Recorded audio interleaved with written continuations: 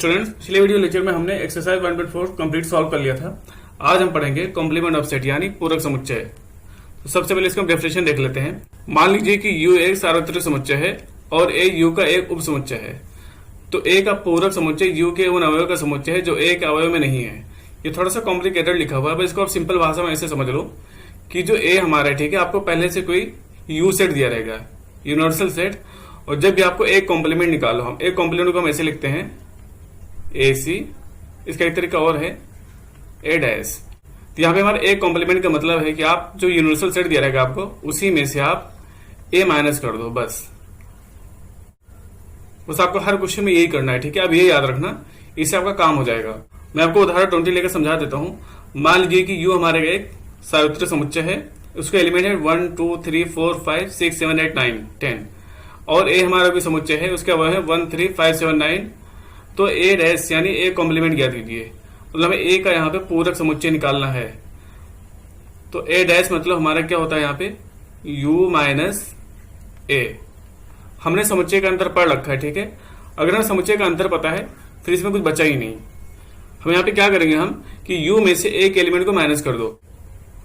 1 3 5 7 9, इसमें आप देखो कि 1 3 5 7 9 कहाँ कहाँ पे आ रहा है। 1 हमारा ये आ रहा है, 3 आ रहा है, 5 आ रहा है, 7 9, ये सब हटा दो।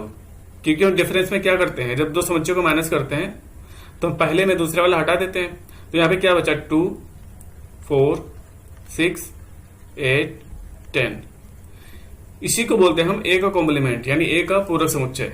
इसको हम समुच्चय निर्माण विधि में ऐसे लिखते हैं, A complement equal to X belong to U और X not belong to A। यहाँ पे नॉट बिलोंग टू क्यों है, क्योंकि यहाँ पे हमारा X A से बिलोंग नहीं कर रहा है।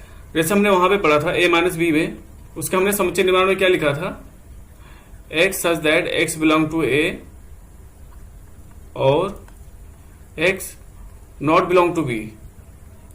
तो हमने A माइनस B का डिफिनेशन लिखा था, तो वही डिफिनेशन हमारे यहाँ पे भी आ जाएगा, ठीक है। इसकी हेल्प से X बिलोंग टू U और X not belong to A।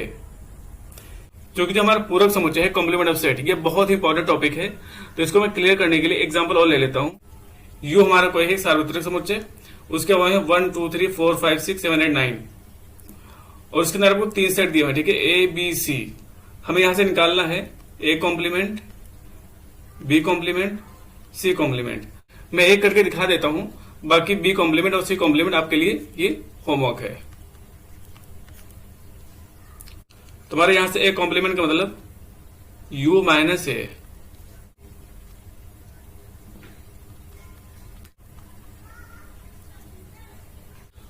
अब हमें U में से क्या करना है, एक एलिमेंट हटा दो। 1 2 3 4, इसमें 1 भी आ रहा है, 2 आ रहा है, 3 आ रहा है, 4, क्या बचेगा 5 6 7 8 9। ये दोनों आपके लिए होमवर्क है, बस मैं लिख दे रहा हूं इसका फॉर्मूला। B कॉम्प्लीमेंट हमारा क्या आएगा, U माइनस B।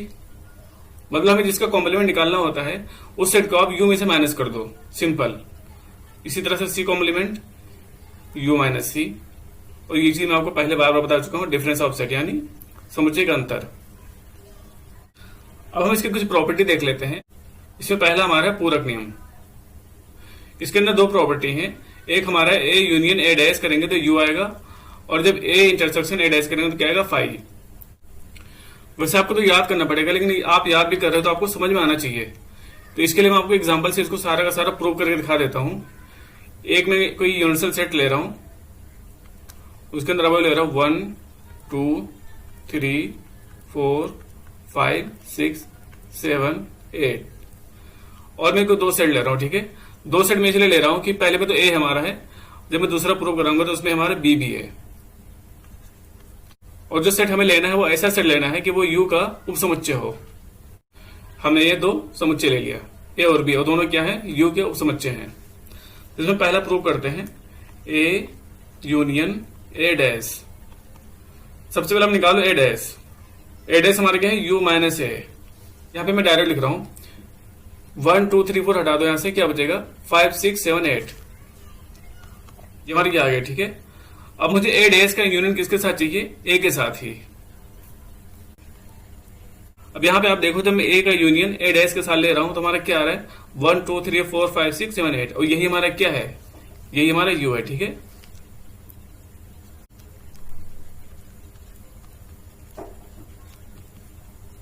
यू। तो ये हमारा जो फर्स्ट पार्ट है प्रूफ हो गया। हम सेकंड देख लेते हैं। तब आप निकाल है ए इंटरसेक्शन ए डैश। अब यहां से आप देखो कि 1 2 3 और हमारा ए डैश क्या आया था 5 6 7 8। आप खुद देख लो कि इस सेट में और इसमें कुछ कॉमन है, कुछ नहीं कॉमन है, ठीक है। ये हमारा क्या आ गया 5। तो इस तरह से हमारा ये दूसरा पार्ट भी प्रूव हो गया। अब हम देखते हैं कॉम्प्लीमेंट ऑफ सेट का सबसे इंपॉर्टेंट लॉ, उसका नाम है डिमॉर्गन्स लॉ, यानी डिमॉर्गन का नियम। इसका पहला हमारा है ए यूनियन बी डैश। उसके कहने का मतलब है कि अगर हमारे पास ए यूनियन बी है और उसका कॉम्प्लीमेंट है, तो अगर मैं ए और बी पे अलग अलग कॉम्प्लीमेंट लगा रहा हूं, ठीक है, ओपन करके, तो यहां पे जो यूनियन हमारा है ये क्या बन जाता है, ये इंटरसेक्शन बन जाता है। इसी तरह से इसका दूसरा है, अगर हमारा यहां पे है इंटरसेक्शन, तो जब हम इसको ओपन करके लिखेंगे तो हमारा ये क्या आएगा, ये इंटरसेक्शन का क्या बन जाएगा, यूनियन। और ये बहुत ही इंपॉर्टेंट लॉ है, इसको आप आराम से देखिएगा। इसको मैं आपको एक प्रूव करवा देता हूं, दूसरा आप खुद ही कर लेना। मैं पहला करा रहा हूं, मैं ले रहा हूं LHS। तो सबसे पहले क्या निकालना पड़ेगा, ए यूनियन बी। यहां से हमारा ए यूनियन बी क्या आ जाएगा, 1 2 3 4 5 6। और इसका कॉम्प्लीमेंट का फॉर्मूला लगा दो यहां पे, u माइनस दिस अंदर वाला। जैसे यहां पे हमने क्या किया था, जब ए कॉम्प्लीमेंट हमारा था तो हमने u माइनस ए कर दिया था, मतलब ये जो पोर्शन है ये, इसको मैंने यहां से माइनस कर दिया था। तो सेम उसी तरह जब हमारा ये आएगा, ठीक है, तो ये कॉम्प्लीमेंट छोड़ करके बाकी जो बचेगा ए यूनियन बी, इसको माइनस कर देंगे।